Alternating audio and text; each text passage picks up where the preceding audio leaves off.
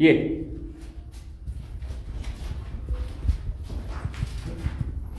जय शिवराय.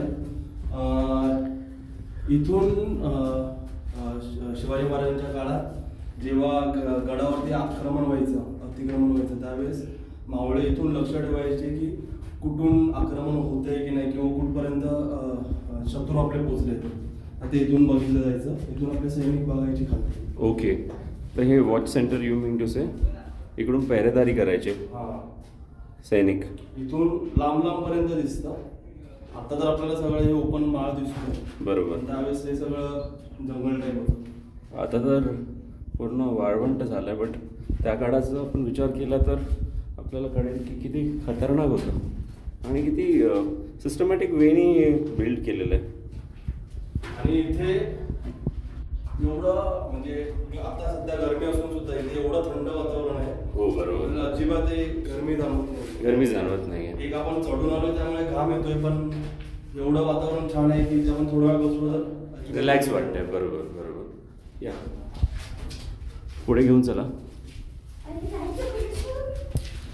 तर गाईज आपण लोहगडमध्ये आलो आहोत आणि हे लोहगडच्या त्या काळातल्या तोफा आहेत. आपल्याला त्याचं एक्झॅक्ट इयर नाही माहिती आहे, बट हे तोफ आहेत जवळपास 1664च्या आधीच्या असणार.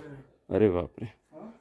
जसं तुषारनी सांगितलं 1664च्या अगोदरच्या आहेत. आणि ही असं वाटतंय की ही तुटलेली आहे.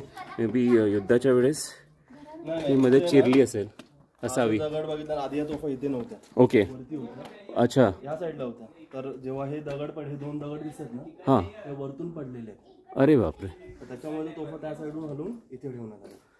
तर गाईज हे दोन दगड आहेत, हे वरतून पडले आणि त्याच्यावर हे तोफा होता. हे खाली पडून ही याचा तुकडा झालेला आहे, असे तुकडे झालेले आहेत. आणि जर आपण टच करून बघतो तर गरम आहे. बट आपण जर जंजिरा किल्ल्याला गेलो ना, तिकडे तोफा एकदम थंड राहतात.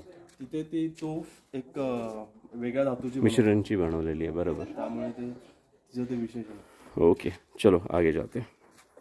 कम्पेअर नाही करायचं कधी असं इथून बघत असताना. हो, इकडून बघत होत्या दुर्बिणी आणि इकडून वॉच ठेवत असतील. हो, अजून आपल्याला वरती चढावं लागेल. कमीत कमी 6 फूट.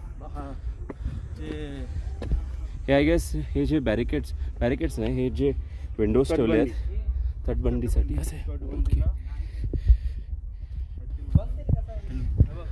आणि काय हवा आहे ते? ह्याचा वापर आहे ना, इथून तेल सोडायचे. अच्छा.